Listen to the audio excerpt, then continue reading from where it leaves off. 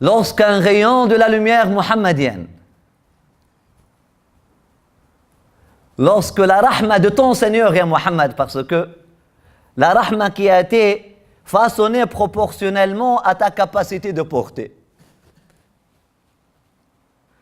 lorsqu'un rayon de ta connaissance, ya Muhammad, lorsqu'une étincelle de ta lumière, ya Muhammad, a su toucher le cœur de Zacharia, elle l'a fait enivrer.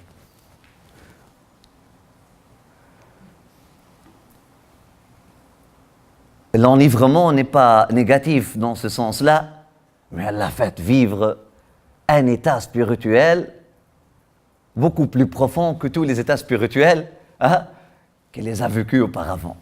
Wallahu wa rasuluhu a'lam. Vous allez trouver des sens comme ça chez surtout Imam Youssef Nabahani, Qastallani. À un moment donné, c'était devenu à la mode. L'égocentrisme islamique, c'est quelque chose qui était vraiment à la mode. Ce n'est pas toujours négatif, mais il faut le prendre avec des graines de sel. Dans cet exemple-là, on peut l'expliquer, on peut le rationaliser. Mais dans plusieurs autres exemples, dans les livres de tafsir, c'est du pur égocentrisme. La yusrun wa la yughni min jou', qui n'ajoute pas à la fois, je n'ai pas besoin de dégrader un prophète pour aimer un autre. Je n'ai pas besoin de parler, cette approche-là, je ne pense pas qu'elle est toujours bénéfique.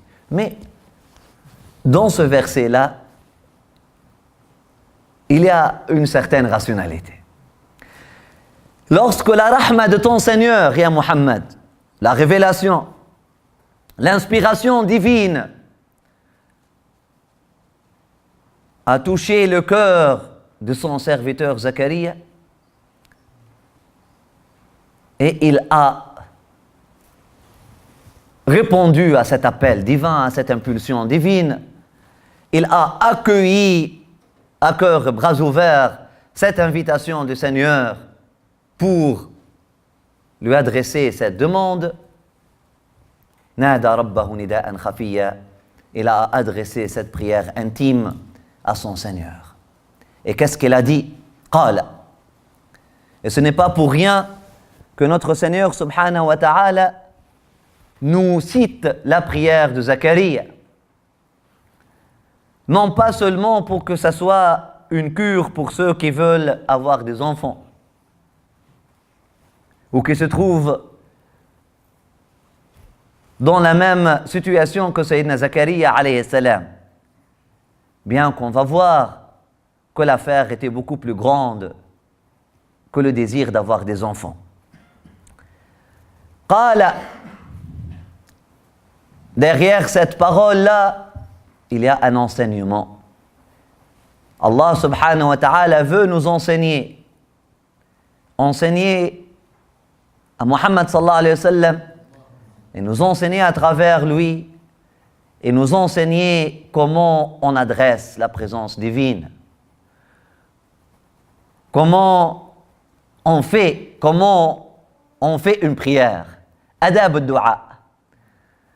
Il y a quelque chose qui s'appelle l'art de parler au Seigneur. Mal traduit toujours par les étiquettes des prières, ou les protocoles, ou les étiquettes.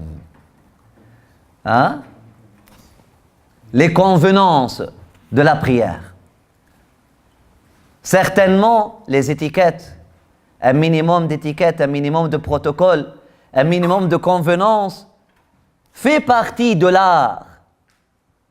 Fait partie de l'art.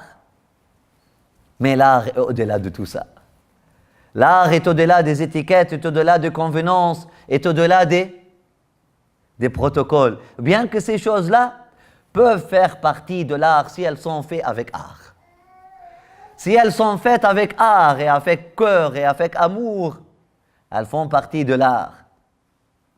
Mais l'art est au-delà de tout ça. Nous avons dit le matin, Nada rabbahu nida'an khafiyya, et de là, plusieurs ulama, ils prennent ce verset-là avec un autre verset, Ud'u rabbaka tadarru'an wa khufya. Et prie ton Seigneur et adresse la parole à ton Seigneur tadarru'an, hein? Avec insistance et en appelant à ton esprit ton état nécessiteux, wa khufya, et de façon intime. Donc plusieurs savants ont pris de ça que le adab, que l'art extérieur ou une des convenances de faire le dua, d'adresser la parole à Allah subhanahu wa ta'ala, si tu n'es pas dans une station de ta'lim, si tu n'es pas dans une station d'enseignement aux autres, et si tu n'es pas dans une station qui nécessite le dua à haute voix, la prière faite à haute voix, tu dois la faire à voix basse. Certains savants ont dit que par défaut, l'art de faire le dua, on fait le dua à voix basse, sauf exception, le qunut de witr, le mois de Ramadan, le qunut de fajr chez l'imam Shafi'i, Allahumma hdina fi man hadayt wa afina fi man afayt wa amlana fi man tawallayt, le qunut de nawazil chez tous les imams, et la ilaha illallah Muhammad Rasulullah sallallahu alayhi wa sallam, et lorsque l'imam fait dua le jour de vendredi ou après une leçon, etc., afin que les gens puissent dire Amin, afin d'unir les gens en prière. Ils ont ajouté une autre exception aussi. Ils ont dit si le hal, si l'état spirituel te prend, et là tu commences vraiment à pleurer, à crier, Allah subhanahu wa ta'ala, إذ نادى في الظلمات أن لا إله إلا أنت سبحانك إني كنت من الظالمين.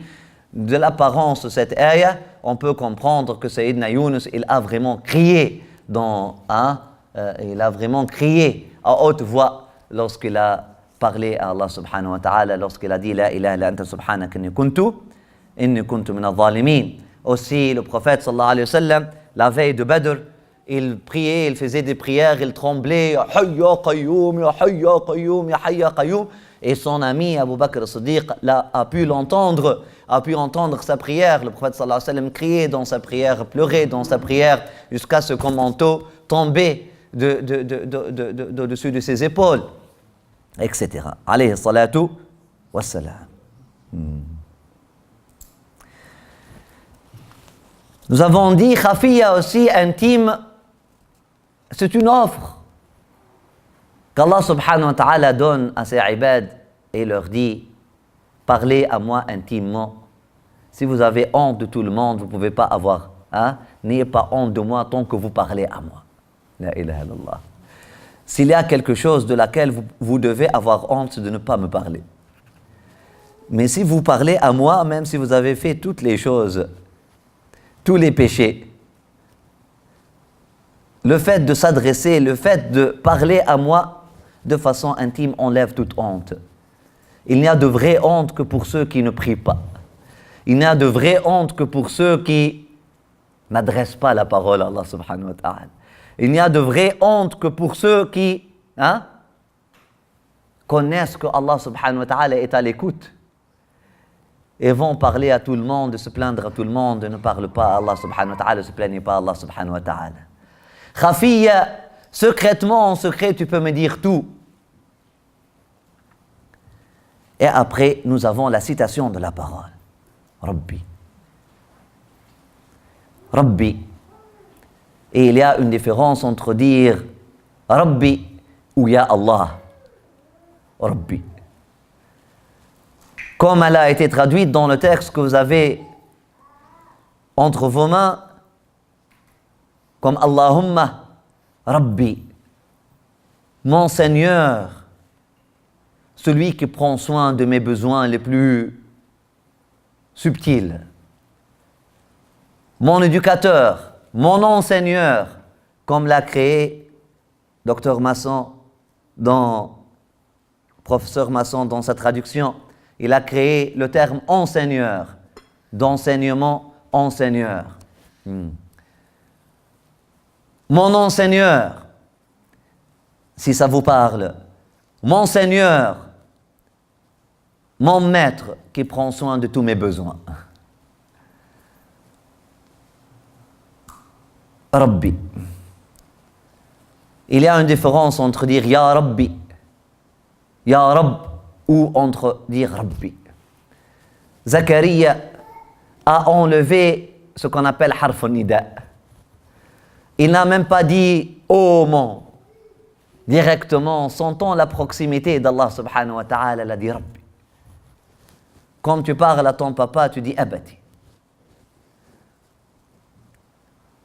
Sans dire ô mon père ou Rabbi. Il a dit mon Seigneur, mon maître, qui prend soin de tous mes besoins, qui connaît tout à propos de moi, qui connaît tous mes besoins et qui qui sait subvenir à tous mes besoins, aux besoins le plus subtil.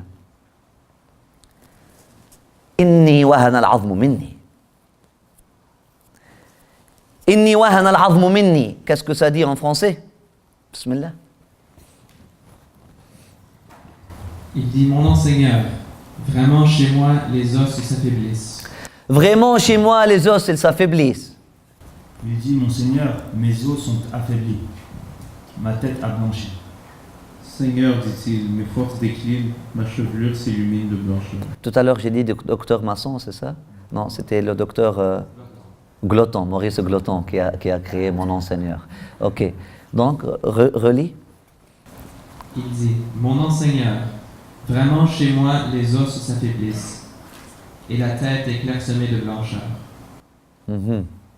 Il dit, mon Seigneur, mes os sont affaiblis, ma tête a blanchi. Il dit Seigneur, dit-il, mes forces déclinent, ma chevelure s'illumine de blancheur. Ah, c'est la plus éloquente. Qu'est-ce qu'il dit? Seigneur, dit-il, mes forces déclinent, ma chevelure s'illumine de blancheur. Mes forces déclinent et ma chevelure s'illumine de blancheur. Seigneur, dit-il, mon ossature s'est affaiblie et mes cheveux t'ont blanchi. Mais il demande quoi? Est-ce qu'il veut revenir à sa jeunesse? Pourquoi donc il mentionne ces choses-là?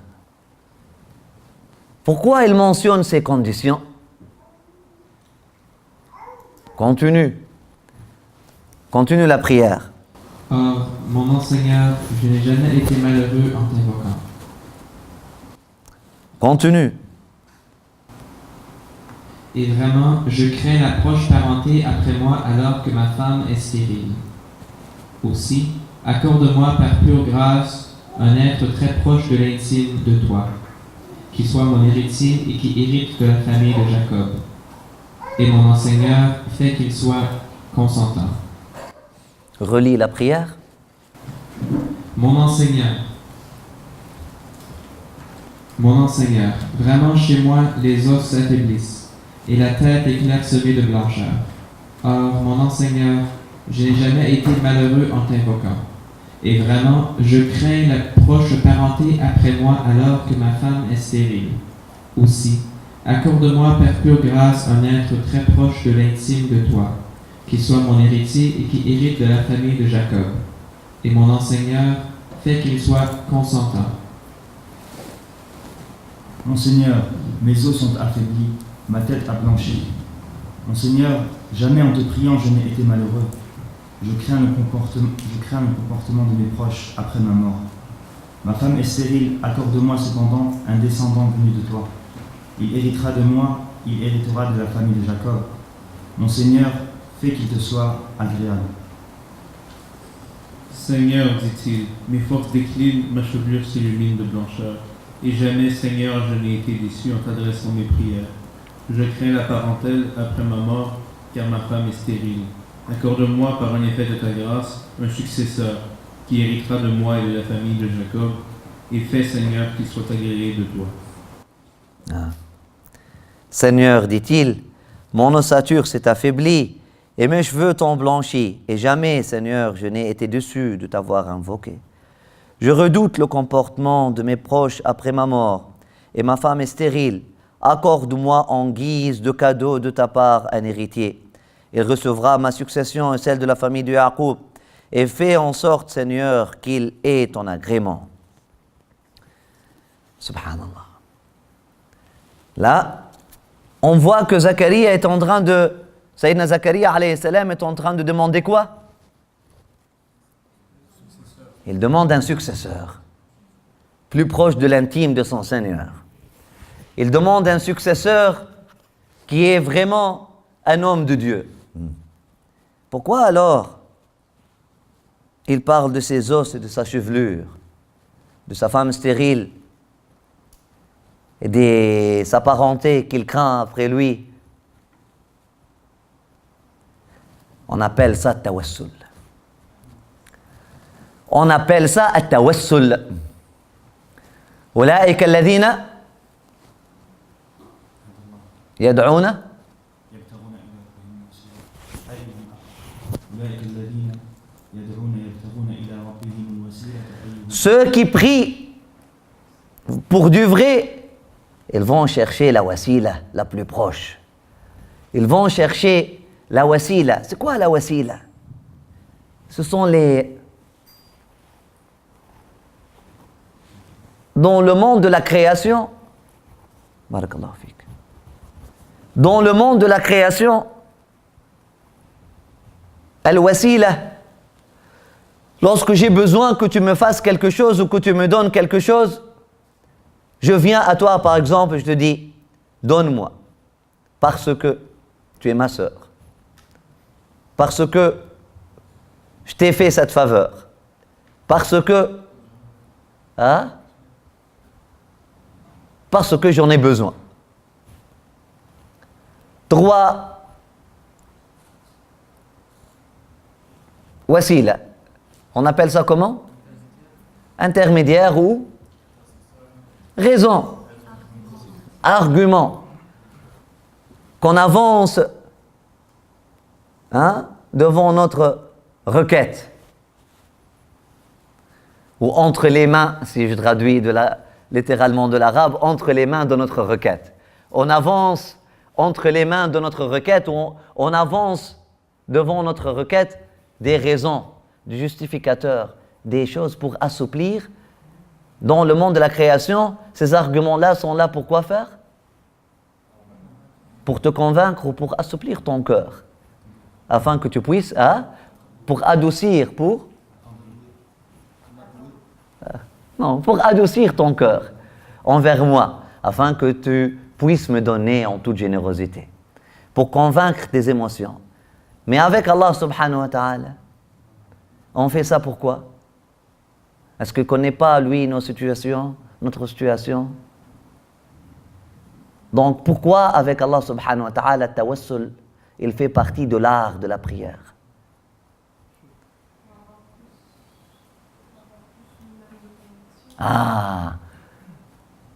Pour se retrouver dans la station du prieur. Avant de prier, faut-il encore être un prieur, une prieuse? Pour se trouver, pour sentir la flamme, pour sentir le burn, pour sentir la brûlure de la nécessité. Pour se convaincre lui-même, pour se rappeler lui-même de sa propre nécessité. Pour exprimer aussi la faiblesse devant la puissance.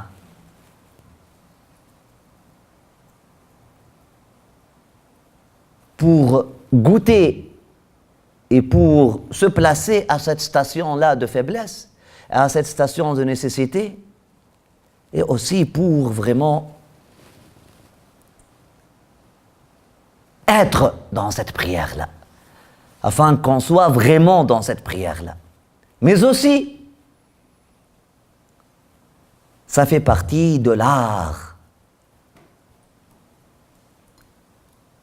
d'approcher le divin, de l'approcher comme on approche la création, de la même façon. Ça fait partie de l'art. Il te dit, si tu as honte de paraître devant le monde, ou devant un roi mondain, un roi de ce monde, tête nue, ou torse nu, raison de plus, tu dois avoir honte de paraître devant le Seigneur, demande de cette façon-là. Alors que le Seigneur demande, il nous voit même lorsque nous sommes dans les toilettes, mais ce n'est pas la même station. Lorsque tu fais le dua, ce n'est pas la même station. Ça fait partie de l'art d'approcher le divin, même si tu es le bien-aimé du divin, comme Sayyidina Zakaria. Tu peux dire, comme a dit Mawlay Absalam, Asmar ala Allah delali. Tu peux dire, Ana al-Mdallal. Un des awliya, lorsqu'il était enivré, lorsqu'il a vu qu'à chaque fois il pense à quelque chose, il la trouve devant lui, il a dit, je suis l'enfant gâté de Dieu. Je suis le gâté de Dieu. Ah, subhanallah. Même si tu es, entre guillemets, un enfant gâté de Dieu, même si tu es, entre guillemets, un enfant gâté de Dieu, même si tu es un abd, un serviteur gâté par Dieu, et à chaque fois Dieu te donne tout. Lorsque tu adresses la prière, lorsque tu viens adresser la parole, il faut que tu prennes une certaine distance, pas d'éloignement, mais de respect. Une distance qui est en réalité mazid min al-qurb, qui est en réalité une proximité davantage de proximité, une proximité supplémentaire ou accentuée. On le vit avec nos shuyukh, par exemple. Oui, ça se peut dans un maqam, avec ton cher, tu blaguer avec lui, puis tu manges avec lui, puis tu rigoles avec lui, etc., etc. Il paraît devant toi en pyjama, etc. Mais, subhanallah. Mais dans un maqam de ta'lim, ou dans un maqam de service, il faut prendre une certaine distance, d'amour et de respect. Pas d'éloignement. Une certaine distance dans laquelle tu découvres des niveaux plus hauts ou encore plus profonds de proximité. Et subhanallah.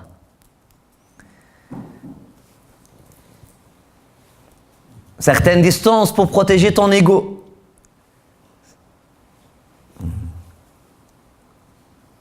Parce que l'ego peut prendre les choses pour acquises.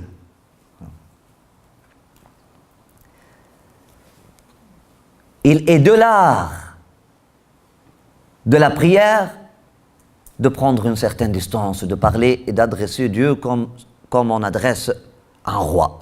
C'est pour ça la première prière enseignée aux êtres humains, Al-Fatiha, Alhamdulillahi Rabbil Alamin, Ar-Rahman Ar-Rahim, mais tout de suite après, Maliki Yawmiddin. Louange à Dieu, Seigneur des univers. Tu es vraiment plein de gratitude. Tu trouves ta place comme le porteur des louanges en behalf, porteur de gratitude au nom de toute la création. Et là, tu t'enivres encore de la proximité d'Allah subhanahu wa ta'ala, tu places tes racines, la racine du milieu dans le terrain de Ar-Rahman Ar-Rahim, le tout rayonnant d'amour.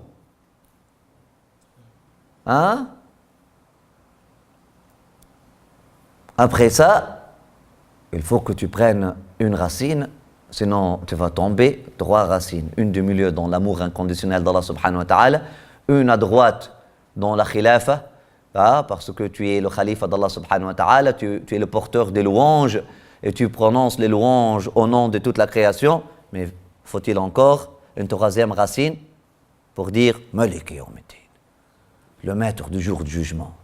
Ça crée une certaine distance, qui donne une plus grande proximité, subhanallah, pour l'âme, pour le ruh, pour le cœur.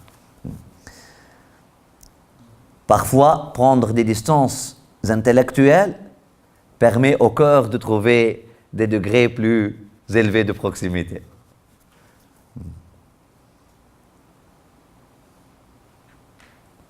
On le voit dans le monde physique, parfois, prendre des distances physiques permet d'augmenter l'amour. Subhanallah.